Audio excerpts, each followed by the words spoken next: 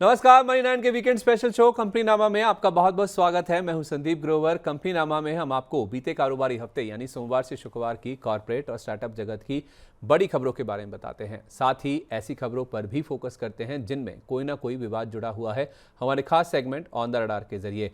तो चलिए फिर देरी किस बात की, जल्दी से शुरू करते हैं इस हफ्ते की खबरों का सफर। पहले बात कर लेते हैं कॉर्पोरेट से जुड़ी बड़ी सुर्खियों की और आपको ले चलते हैं पहली खबर की तरफ, जो है भारती एयरटेल को लेकर। भारती एयरटेल में इस हफ्ते वैसे खबर थी कि इनके प्रमोटर ने 2025 में दूसरी बार हिस्सा बेचा है, और साथ ही खबर ये थी कि इनकी एक सब्सिडरी है एक्सटेलीफाई, जिसने क्लाउड प्लेटफॉर्म लॉन्च किया है। एयरटेल क्लाउड के नाम से ये क्लाउड प्लेटफॉर्म कंपनी की ओर से लॉन्च किया गया है, जिसका इंपैक्ट हमने 4 अगस्त को शेयर पर बनता हुआ देखा। 4 अगस्त को भारतीय एयरटेल के शेयर में 1878 रुपये 50 पैसे का लो लगाने के बाद करीब 2.25% ऊपर 1915 रुपये 10 पैसे के स्तर पर जाकर कारोबार की क्लोजिंग हुई। 8 अगस्त को खबर थी कि करीब 7.25 करोड़ शेयरों या 1% हिस्से की इस कंपनी की बड़ी ब्लॉक डील हुई। 12,563 करोड़ रुपए में ये ब्लॉक डील होती हुई दिखी, जिसमें खबर ऐसी थी कि इनकी प्रोमोटर ग्रुप कंपनी है जिसने 0.8% हिस्सेदारी बेचनी थी। इंडियन कॉन्टिनेंट इन्वेस्टमेंट यानी ICIL के नाम से इनकी प्रोमोटर ग्रुप कंपनी है जिसने ये ब्लॉक डील लॉन्च करी थी, और फरवरी 2025 में भी ICIL ने 8,485 करोड़ रुपए में 0.84% हिस्सा बेचा था। यानी 2025 में ये दूसरी बार है जब उनकी ओर से हिस्सेदारी बेची जा रही है। 8 अगस्त को भारतीय एयरटेल के शेयर में 1860 रुपये 20 पैसे तक की गिरावट देखने को मिली और कमजोरी के साथ ही कारोबार की समाप्ति देखने को मिली। दूसरी खबर पीएनबी हाउसिंग को लेकर है, जिसमें एमडी और सीईओ के इस्तीफे के बाद कुछ बड़े बदलाव किए गए हैं। एमडी और सीईओ के इस्तीफे के बाद फंक्शन हेड्स का जो पदभार है वो कंपनी की ओर से बदला गया है। जातुल आनंद को एग्जीक्यूटिव डायरेक्टर नियुक्त किया गया है कंपनी का, और उसके साथ साथ वली शेखर को चीफ बिजनेस ऑफिसर का पदभार दिया गया है। 2 अगस्त से इन दोनों अधिकारियों के जो पद में बदलाव किए गए हैं वो लागू भी हो चुके हैं। इसका इंपैक्ट हमने 4 अगस्त को आता हुआ दिखा। 4 अगस्त को पीएनबी हाउसिंग के शेयर में 771 रुपये 65 पैसे तक की गिरावट देखने को मिली, और क्लोजिंग 3.5% से ज्यादा की कमजोरी के साथ 779 रुपये 90 पैसे के स्तर पर हुई। यानी कि इस फैसले के बाद भी शेयर में गिरावट नहीं थमती हुई दिखी। अगली खबर अदानी ग्रुप को लेकर है। अदानी ग्रुप में उत्तराधिकार का जो काम है वो आगे बढ़ता हुआ दिखा है। इसका अंदाजा आप इस तरह से लगा सकते हैं कि अदानी पोर्ट्स के एग्जीक्यूटिव चेयरमैन थे गौतम अदानी साहब, वो अब इस पद पर नहीं रहे हैं। इनफैक्ट गौतम अदानी साहब को नॉन एग्जीक्यूटिव चेयरमैन रीडेजिग्नेट किया गया है इस कंपनी की ओर से, और वो अब इस कंपनी के KMP यानी कि की मैनेजरियल पर्सन में भी शामिल नहीं है। तो इससे आप समझ सकते हैं कि उत्तराधिकार की जो योजना है वो आगे बढ़ती हुई दिखी। 5 अगस्त को ही कंपनी के नतीजे भी आए थे, और उसके साथ ही ये फैसला लिया गया, जिसके बाद शेयर में 1346 रुपये तक की गिरावट देखने को मिली। हालांकि क्लोजिंग करीब 2% नीचे 1361 रुपये 90 पैसे के स्तर पर देखने को मिली।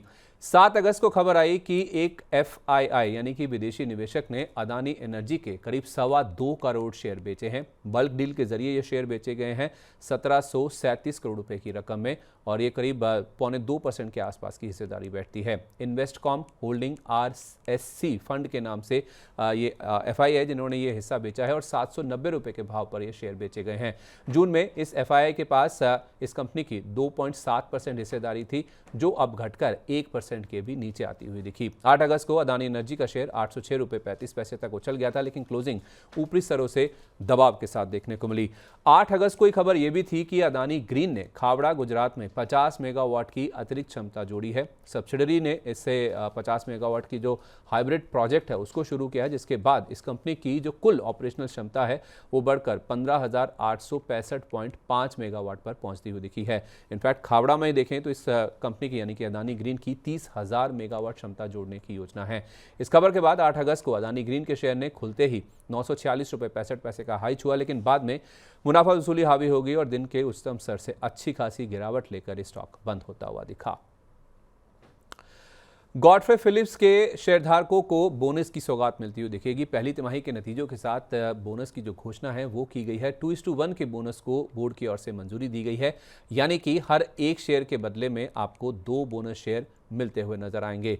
5 अगस्त को इस फैसले के बाद जो बोनस की घोषणा हुई उसमें कमजोर बाजार में भी शेयर ने 9,881 रुपये 50 पैसे का रिकॉर्ड हाई छुआ और 10% के अपर सर्किट पर जाकर बंद हुआ, क्योंकि पहली तिमाही के कंपनी के नतीजे बेहद शानदार रहे थे। इंडसइंड बैंक को नए एमडी एंड सीईओ नियुक्त करने की मंजूरी मिली है, जिसके बाद ये शेयर भागता हुआ दिखा है। इस बैंक को नए एमडी एंड सीईओ की नियुक्ति के लिए आरबीआई से हरी झंडी मिल गई है। राजीव आनंद को 3 साल के लिए इस बैंक का एमडी एंड सीईओ नियुक्त किया गया है, जो कि 25 अगस्त से लागू होता हुआ नजर आएगा। आपको बता दें, राजीव आनंद इससे पहले एक्सिस बैंक के डेप्यूटी एमडी के रूप में कामकाज कर रहे थे। इस खबर के बाद जेफरीज ने इस स्टॉक पर बाय की रेटिंग को बरकरार रखा और 920 रुपए के लक्ष्य के साथ खरीदारी की सलाह दी। 5 अगस्त को इंडसइंड बैंक का शेयर 848 रुपए 70 पैसे तक उछल गया था, लेकिन क्लोजिंग करीब 0.25% की मजबूती के साथ 817 रुपए 40 पैसे के स्तर पर जाकर देखने को मिली। इस हफ्ते एंट फिन ने पेटीएम से पूरी तरह से एग्जिट कर लिया है। 5 अगस्त को इस शेयरों में बड़ी ब्लॉक डील होती हुई दिखी। 3,803 करोड़ रुपए में एंट फिन ने इस कंपनी की 5.4% हिस्सेदारी बेची है। लेकिन इस पूरी प्रक्रिया में एंट फिन को 15,700 करोड़ रुपए या यूं कहें करीब $2 अरब के आसपास का नुकसान हुआ है। एंट फिन, आपको बता दें, इस कंपनी के शुरुआती निवेशकों में शुमार थे और जैक मा, जो कि चीन के उद्योगपति हैं, उन्होंने, उनकी जो कंपनी है एंटफिन, उसने इस कंपनी में 33,600 करोड़ रुपए का निवेश किया था और करीब 28% के आसपास की हिस्सेदारी खरीदी थी। पिछले 2 सालों में एंटफिन ने धीरे धीरे करके अपनी पूरी हिस्सेदारी बेची है और इस प्रक्रिया में उनको बड़ा घाटा झेलना पड़ा है। 5 अगस्त को इस ब्लॉक डील के बाद पेटीएम के शेयर में करीब 2.5% की गिरावट के साथ 1,053 रुपए पर कारोबार की क्लोजिंग हुई, जो कि 1,050 रुपए के डे लो के बेहद करीब थी। आईआरसीटीसी को ऑनलाइन पेमेंट एग्रीगेटर का लाइसेंस मिल गया है। इनकी एक सब्सिडरी है आईआरसीटीसी पेमेंट्स के नाम से, जिसको आरबीआई से यह मंजूरी मिली है। ऑनलाइन पेमेंट एग्रीगेटर के रूप में ऑपरेट करने को इनकी सब्सिडरी को मंजूरी मिली है और 4 अगस्त को आरबीआई से ये पेमेंट एग्रीगेटर के लिए इनको सैद्धांतिक मंजूरी का अप्रूवल आ गया था। 6 अगस्त को शेयर ने रिएक्ट किया और आईआरसीटीसी के शेयर ने खुलने के कुछ ही मिनटों बाद 743 रुपए का इंटरडे हाई छुआ, लेकिन क्लोजिंग आधे % से भी कम की बढ़त के साथ 729 रुपए के स्तर पर हुई। वहीं इसकी कंपेटिटर कंपनी पेटीएम के शेयर में 1,032 रुपए 40 पैसे का लो लगाने के बाद करीब 1/4% की बढ़त के साथ 1,055 रुपए 40 पैसे पर कारोबार की क्लोजिंग देखने को मिली। टाइटन को लेकर अगली खबर है और इन्होंने अपनी मैन्युफैक्चरिंग को शिफ्ट करने की तैयारी शुरू कर दी है। टाइटन मैन्युफैक्चरिंग का कुछ हिस्सा खाड़ी देशों में शिफ्ट कर सकती है, ऐसा न्यूज़ रिपोर्ट के हवाले से खबरें निकल के सामने आई। अमेरिका के साथ जो हमारी ट्रेड टेंशन चल रही है, जो बढ़ रही है, उसके चलते ये विचार किया जा रहा है कंपनी की ओर से। 6 अगस्त को टाइटन के शेयर ने 3,462 रुपये 40 पैसे का इंटरडे हाई छुआ, लेकिन क्लोजिंग आधा % नीचे लाल निशान के साथ 3,400 रुपये के स्तर पर जाकर देखने को मिली। पीबी फिनटेक की पेंशन प्रोडक्ट्स डिस्ट्रीब्यूशन सेक्टर में एंट्री होगी, ऐसा एक रिपोर्ट के हवाले से खबर निकल के सामने आई। दरअसल खबर ये थी कि इस कंपनी ने pensionbazaar.com का अधिग्रहण कर लिया है। एक न्यूज़ रिपोर्ट के हवाले से एक खबर आई थी और इस डील के बाद कंपनी की सब्सिडरी के रूप में कामकाज करेगी pensionbazaar.com। पेंशन से जुड़े प्रोडक्ट्स के डिस्ट्रीब्यूशन पर यह कंपनी फोकस करेगी, जिसका नाम pensionbazaar.com है। और इस अधिग्रहण के बाद इस रिपोर्ट में मेंशन किया कि इस कंपनी के 3 मेन बिजनेसेस होंगे। पहला इंश्योरेंस, दूसरा क्रेडिट और तीसरा जो कि अधिग्रहित कंपनी है pensionbazaar.com, यानी कि पेंशन प्रोडक्ट्स। इस कारोबार में ही कंपनी ऑपरेट करती हुई नजर आएगी। 6 अगस्त को पीबी फिनटेक के शेयर में 1,770 रुपये तक का उछाल देखने को मिला, लेकिन कारोबार की क्लोजिंग करीब 1% नीचे 1,733 रुपये 10 पैसे के स्तर पर जाकर देखने को मिली। पिडिलाइट ने अपने शेयरधारकों को बोनस का तोहफा देने की घोषणा की है। पहली तिमाही के नतीजों के साथ बोनस शेयर की इस कंपनी ने घोषणा की है। 1:1 की रेशो में बोनस शेयर को अप्रूवल दे दिया है इस कंपनी की बोर्ड की ओर से। हालांकि इसको लेकर रिकॉर्ड डेट की जो घोषणा है वो नहीं की गई है। हर एक शेयर पर 1 बोनस शेयर देने पर बोर्ड में सहमति बनी है। इससे पहले आपको बता दें कि मार्च 2010 में, यानी कि करीब 15 साल पहले 1:1 के बोनस की घोषणा इस कंपनी की ओर से हुई थी। बोनस की घोषणा के साथ 10 रुपये प्रति शेयर के स्पेशल डिविडेंड को भी इस कंपनी के बोर्ड ने मंजूरी दी है, जिसकी रिकॉर्ड डेट 13 अगस्त तय की गई है। 6 अगस्त को पिडिलाइट के शेयर ने खुलने के कुछ ही मिनटों में 2,973 रुपये 10 पैसे का लो छुआ, लेकिन क्लोजिंग करीब 1.5% ऊपर 3,042 रुपये के स्तर पर जाकर देखने को मिली। देश की सबसे मूल्यवान कंपनी रिलायंस इंडस्ट्रीज ने 7 अगस्त को अपनी FY25 यानी कि बीते वित्त वर्ष की एनुअल रिपोर्ट जारी करी, जिसकी कुछ मुख्य अंश आपके सामने रखते हैं। इसमें यह लिखा था कि बाहरी उठापटक के बावजूद इस साल कंपनी ने मजबूत ग्रोथ दर्ज करी है। एआई यानी कि आर्टिफिशियल इंटेलिजेंस और रिन्यूएबल एनर्जी में 1000 से ज़्यादा साइंटिस्ट इस कंपनी के कामकाज कर रहे हैं। साथ ही जियो दुनिया का सबसे बड़ा नेटवर्क का बन के उभरा है और 48.4 करोड़ यूजर्स हैं इस कंपनी के पास। जियो के पास 5G के 19.1 करोड़ ग्राहक भी शामिल हैं। टोटल कस्टमर बेस की अगर आप बात करेंगे, गीगा स्केल सोलर और BESS प्रोजेक्ट्स इस कंपनी की ओर से शुरू की गई हैं। और सबसे इंटरेस्टिंग बात ये थी कि मुकेश अंबानी जो कि इस कंपनी के CMD हैं, उन्होंने कोविड के दौरान जो एक अहम फैसला लिया था उसको जारी रखने का विकल्प चुना है। इनकी सैलरी, इनके अलाउंसेस और अन्य इंसेंटिव समेत सारे मेहनताने को छोड़ने का फैसला मुकेश अंबानी की ओर से लिया गया है। 7 अगस्त को इस एनुअल रिपोर्ट पर शेयर ने रिएक्ट किया और इन रिलायंस इंडस्ट्रीज का शेयर 1366 रुपये तक फिसलने के बाद मामूली गिरावट के साथ 1391 रुपये के स्तर पर जाकर बंद होता हुआ दिखा। अगली खबर TCS को लेकर है और छटनी के बाद इस कंपनी ने अपने कर्मचारियों की सैलरी बढ़ाने का फैसला लिया है। जी हां, 80% कर्मचारियों के वेतन बढ़ोतरी की इस कंपनी ने घोषणा की है, जिससे मिड टू जूनियर लेवल कर्मचारियों पर असर होता हुआ दिखेगा और ये वेतन बढ़ोतरी 1 सितंबर से लागू होती हुई नजर आएगी। करीब 12,000 कर्मचारियों की छटनी के बाद कंपनी की ओर से ये फैसला आया, जो कि काफ़ी गौर करने वाली बात है। 7 अगस्त को TCS का शेयर 3010 रुपये 90 पैसे तक फिसल गया था, लेकिन क्लोजिंग करीब आधा % की बढ़त के साथ 3049 रुपये 10 पैसे के स्तर पर जाकर देखने को मिली। पेटीएम की तरह ही एटर्नल में भी एंटफिन ने लगभग अपनी पूरी हिस्सेदारी बेच दी है। 7 अगस्त को इस कंपनी के शेयरों में बड़ी ब्लॉक डील हुई, जिसमें एंटफिन के पूरी 1.95% हिस्सेदारी बेचने की खबर थी। 285 रुपये के फ्लोर प्राइस पर 18 करोड़ 84 लाख शेयरों की बिक्री हो सकती है, ऐसी खबरें निकल के सामने आ रही थी, जिसका इम्पैक्ट हमने 7 अगस्त को देखा भी। उस दिन एटर्नल के शेयर में 288 रुपये 40 पैसे का लो लगाने के बाद करीब 1.5% ऊपर 303 रुपये 20 पैसे के स्तर पर कारोबार का अंत हुआ। 7 अगस्त की शाम को जारी NSE के बल्क डील के आंकड़ों के मुताबिक एंटफिन ने इस कंपनी के 14 करोड़ 13 लाख शेयर बेचे हैं, जो कि करीब 1.5% के आसपास की हिस्सेदारी बनती है। 289 रुपये 91 पैसे पर एंटफिन ने 4097 करोड़ रुपए की रकम में ये शेयर बेचे हैं और इस डील के बाद एंटफिन का इस कंपनी में हिस्सा 1.95% से घटकर 0.49% पर पहुंच गया। गौरतलब है कि एक दिन पहले ही 6 अगस्त को ही एंटफिन ने पेटीएम में भी अपना पूरा हिस्सा एग्जिट कर दिया था, जिसके बारे में अभी थोड़ी देर पहले ही हमने आपको खबर बताई भी है। 8 अगस्त को एटर्नल के शेयर ने 298 रुपये 10 पैसे का लो लगाया, लेकिन क्लोजिंग निचले स्तरों से रिकवरी के साथ देखने को मिली। क्रेडिट एक्सेस ग्रामीण इस कंपनी ने अपने नए MD एंड CEO की नियुक्ति की है, जिसको RBI से हरी झंडी मिल गई है। गणेश नारायणन अब इस कंपनी के MD एंड CEO नियुक्त किए गए हैं। 5 अगस्त से 5 साल के लिए नियुक्ति को RBI से मंजूरी भी मिल चुकी है। 7 अगस्त को इसके ऊपर स्टॉक ने रिएक्ट किया और उस दिन क्रेडिट एक्सेस ग्रामीण के शेयर ने खुलते ही 1199 रुपये 80 पैसे का इंटरडे लो छुआ, लेकिन क्लोजिंग करीब डे हाई के आसपास लगभग 3% की मजबूती के साथ 1244 रुपये 60 पैसे के स्तर पर हुई। करीब 1 दशक में पहली बार ऐसा हुआ है जब RBI ने बैंकिंग लाइसेंस जारी किया है और ये जारी किया गया है AU स्मॉल फाइनेंस बैंक को। इस बैंक को यूनिवर्सल बैंक में बदलने के लिए, तब्दील होने के लिए RBI से सैद्धांतिक मंजूरी मिल गई है। 7 अगस्त को बैंक को RBI से ये अहम मंजूरी मिली है, लेकिन ये अर्जी डाल दी गई थी 3 सितंबर 2024 को, जिसका फैसला अब जाकर आता हुआ दिखा है। ये मंजूरी मिलने से बैंक को एक तो अपनी रीच और दूसरा अपनी सर्विसेज का दायरा बढ़ाने में काफ़ी ज़्यादा मदद मिलेगी और स्टॉक इसके ऊपर रिएक्ट भी करता हुआ दिखा। 8 अगस्त को AU स्मॉल फाइनेंस बैंक के शेयर ने खुलते ही 800 रुपये का इंटरडे हाई छुआ। हालांकि ओपनिंग प्राइस से अच्छी खासी गिरावट के बाद शेयर बंद होता हुआ दिखा।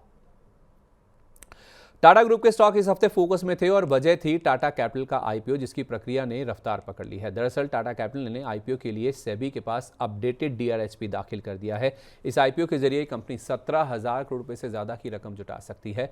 IPO के जरिए 21 करोड़ शेयरों तक की नई बिक्री की जाएगी, फ्रेश इशू जारी होंगे और मौजूदा निवेशक OFS के जरिए करीब 26.5 करोड़ शेयर बेचेंगे, जिसमें टाटा सन्स करीब 23 करोड़ और इंटरनेशनल फाइनेंस कॉर्पोरेशन यानी IFC 3.58 करोड़ शेयर इस कंपनी के बेचेगी। इस खबर के चलते 5 अगस्त को टाटा मोटर्स के शेयर में करीब 1/4% की बढ़त और टाटा इन्वेस्टमेंट के शेयर में करीब 2.5% की बढ़त के साथ 7,148 रुपए के स्तर पर कारोबार की क्लोजिंग हुई। चलिए बात करते हैं प्राइमरी मार्केट की। इस हफ्ते प्राइमरी मार्केट में 5 कंपनियों ने दस्तक दी, यानी कि इनकी शेयर बाजार में लिस्टिंग हुई। इसमें पहला नाम है लक्ष्मी इंडिया फाइनेंस का, जिसकी लिस्टिंग इस हफ्ते हुई, लेकिन वो कमज़ोर रही।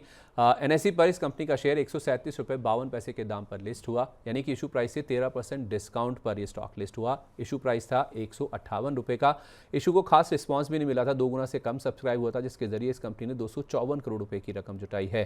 फ्रेश इशू के जरिए 165 करोड़ रुपए के आसपास कंपनी को मिले हैं और OFS के जरिए मौजूदा निवेशकों ने करीब 89 करोड़ रुपए के आसपास की रकम जुटाई है। 5 अगस्त को कमजोर लिस्टिंग के बाद लक्ष्मी इंडिया फाइनेंस का शेयर 146 रुपये 68 पैसे तक रिकवर हो गया था, लेकिन क्लोजिंग इशू प्राइस से करीब 16% के डिस्काउंट के साथ 133 रुपये 19 पैसे के स्तर पर जाकर देखने को मिली। दूसरा नाम है आदित्य इन्फोटेक का, यानी कि CP प्लस का। शानदार रही इस कंपनी की लिस्टिंग। इस कंपनी का शेयर NSE पर 1015 रुपये के भाव पर खुला, यानी कि लिस्ट हुआ, जो कि इशू प्राइस से 50% से ज़्यादा के प्रीमियम पर है, क्योंकि इशू प्राइस था 675 रुपये का। ज़बरदस्त रिस्पांस मिला था इस IPO को। ये IPO 100 गुना से ज़्यादा सब्सक्राइब हुआ था, जिसके जरिए कंपनी ने 1300 करोड़ रुपये की रकम जुटाई है। 500 करोड़ रुपए कंपनी के पास आए हैं फ्रेश इशू के जरिए और OFS का पार्ट था 800 करोड़ रुपए का।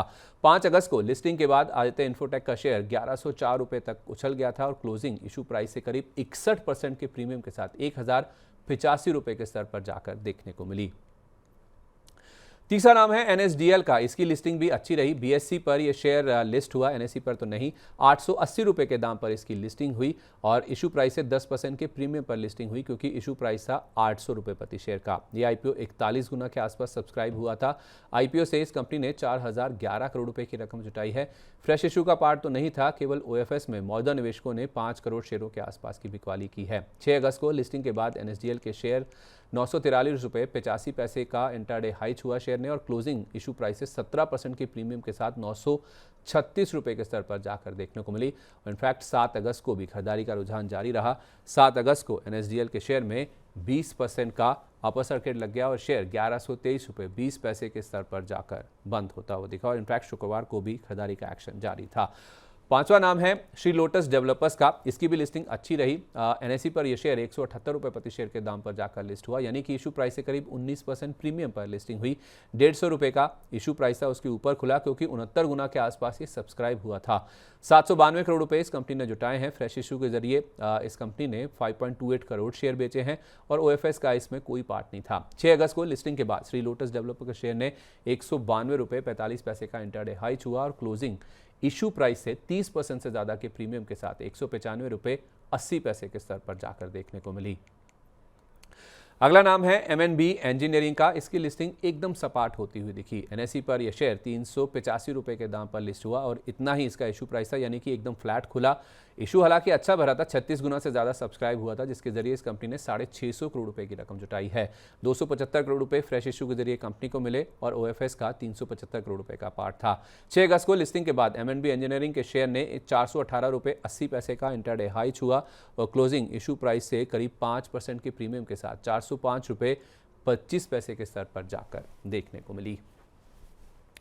तो ये थी बीते कारोबारी हफ्ते की कॉर्पोरेट जगत से जुड़ी बड़ी सुर्खियां। चलिए अब रुख करते हैं कॉर्पोरेट जगत की ऐसी खबरों का जिनमें कोई ना कोई विवाद जुड़ा हुआ है। आपको ले चलते हैं हमारे खास सेगमेंट ऑन द रडार की तरफ और बढ़ते हैं पहली खबर की तरफ, जो है येस बैंक से जुड़ी हुई। येस बैंक के 81 बॉन्ड्स पर इस हफ्ते एक अहम फैसला आता हुआ दिखा है। बॉम्बे हाईकोर्ट ने 81 बॉन्ड्स के राइट ऑफ को गैर कानूनी बताया है, इलीगल बताया है। दरअसल 2020 में इस कंपनी का बेल आउट हुआ था, बैंक का बेल आउट हुआ था, इसकी रिस्ट्रक्चरिंग हुई थी, उस समय ये राइट ऑफ होता हुआ नजर आया था। बॉम्बे हाईकोर्ट के फैसले से रिलायंस म्यूचुअल फंड के लिए एक बड़ी राहत आती हुई दिखी है। आपको बता दें, रिलायंस म्यूचुअल फंड का 81 बॉन्ड्स में करीब 2850 करोड़ रुपए का निवेश था। इस फैसले के बाद 4 अगस्त को येस बैंक के शेयर में 18 रुपये 33 पैसे की गिरावट देखने को मिली शेयर में, पर क्लोजिंग करीब 2.25% की बढ़त के साथ 18 रुपये 90 पैसे के स्तर पर जाकर देखने को मिली। अगली खबर एक्सिस बैंक को लेकर। इनफैक्ट एक्सिस म्यूचुअल फंड की जो फ्रंट रनिंग घोटाला हुआ था, उसमें ईडी की इस हफ्ते बड़ी कार्रवाई होती हुई दिखी है। 2 अगस्त को ईडी ने वीरेश जोशी को गिरफ्तार किया है। 200 करोड़ रुपए के axis mutual fund front running घोटाले का मास्टरमाइंड है Viresh Joshi. Axis mutual fund का ये पूर्व फंड मैनेजर भी है, जिसके ऊपर PMLA कोर्ट ने जांच आगे बढ़ाने के लिए 8 अगस्त तक कस्टडी की भी मंजूरी दे दी है। जांच एजेंसी ने देश भर में छापेमारी की और 17.4 करोड़ की संपत्ति फ्रीज भी की है। एक्सिस म्यूचुअल फंड के सौदों की पूर्व सूचना का इस्तेमाल निजी लाभ के लिए किया गया है, ऐसा ईडी की ओर से स्टेटमेंट आता हुआ दिखा और ईडी ने यह तक कहा कि जोशी ने निजी लाभ के अलावा अन्य ट्रेडर्स को भी फायदा पहुंचाया है। एजेंसी का दावा है कि निवेशकों को इससे धोखाधड़ी हुई है निवेशकों के साथ और बाजार की निष्पक्षता पर इसका असर पड़ता हुआ दिखा है। 4 अगस्त को इसका इम्पैक्ट हमने एक्सिस बैंक के शेयर में देखा, जो कि 1059 रुपये तक लुढ़क गया था। बाद में शेयर में रिकवरी हुई और आधे % की मजबूती के साथ ये शेयर 1068 रुपये 70 पैसे के स्तर पर जाकर बंद होता हुआ दिखा। अगली खबर बीएसई को लेकर है, जिसकी वीकली एक्सपायरी में बदलाव की खबरों से इस हफ्ते काफ़ी उठापटक देखने को मिली। वीकली एक्सपायरी की मियाद बढ़ाई जा सकती है सेबी की ओर से, ऐसा इस हफ्ते एक न्यूज़ रिपोर्ट निकल के सामने आई थी। वीकली एक्सपायरी को लंबी अवधि यानी कि फोर्टनाइटली या फिर मंथली किया जा सकता है, ऐसा एक रिपोर्ट में मेंशन था, जिसकी वजह से शेयर में हमने 5 अगस्त को भारी गिरावट बनती हुई दिखी। 5 अगस्त को बीएसई के शेयर में 2340 रुपये 10 पैसे तक की गिरावट देखने को मिली और क्लोजिंग करीब 4.5% की गिरावट के साथ ही देखने को मिली।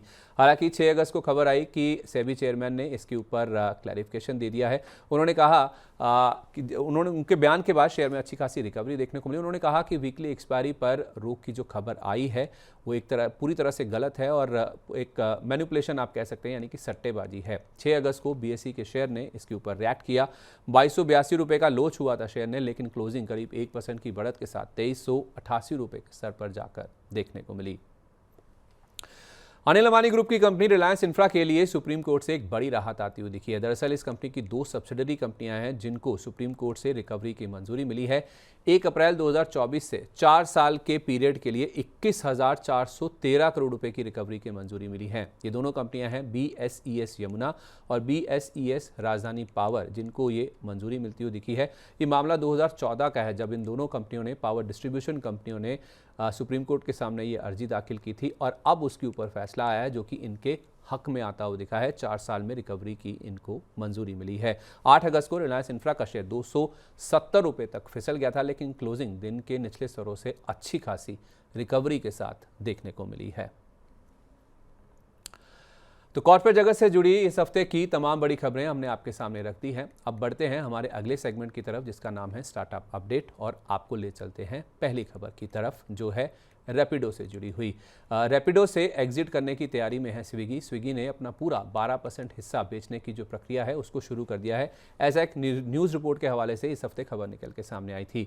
करीब 2,500 करोड़ रुपए या 30 करोड़ डॉलर में ये हिस्सा बिक्री हो सकती है और 3 साल से थोड़ा ज़्यादा समय हुआ है जब स्विगी ने इसमें पैसा लगाया था और इसमें करीब 2.5 गुना के आसपास का उनको रिटर्न मिल सकता है। अप्रैल 2022 में आपको बता दें उन्होंने करीब 950 करोड़ रुपए या करीब 12 करोड़ के डॉलर के आसपास का निवेश किया था और अब इस कंपनी का जो वैल्यूएशन है वो बढ़कर 2.7 से 3 अरब डॉलर पर पहुंच गया है, जो कि 1 साल पहले देखें तो करीब 1.1 अरब के आसपास का था। तो आज के एपिसोड में बस इतना ही। खबरों के सिलसिले को यहीं पर विराम देते हैं, पर अगले शनिवार को आपसे फिर मुलाकात होगी इसी समय नई खबरों के साथ। तब तक आप जुड़े रहिए मनी9 के साथ, क्योंकि मनी9 आपके लिए लेकर आया है मनी9 प्राइम मेंबरशिप, जिसमें हमारे एक्सक्लूसिव कंटेंट को देखने के लिए, अपनी स्टॉक्स और म्यूचुअल फंड पोर्टफोलियो से जुड़ी उलझनों का जवाब पाने के लिए आप सब्सक्राइब कीजिए हमारे प्राइम प्लान्स को। ज्वाइन करने के लिए मनी9 के यूट्यूब पर जाकर ज्वाइन बटन प्रेस कीजिए, प्लान चुनिए, पेमेंट कीजिए और बस बन जाइए हमारे प्राइम मेंबर। और विदा लेने से पहले एक और ज़रूरी बात, अगर आपको हमारा इस हफ्ते का शो अच्छा लगा है तो नीचे कमेंट बॉक्स में अपनी राय हमारे साथ जरूर शेयर करें और अपने दोस्तों, सहयोगियों और रिश्तेदारों को भी इस वीडियो का लिंक ज़रूर शेयर करें। नमस्कार, हैप्पी वीकेंड, हैप्पी रक्षाबंधन।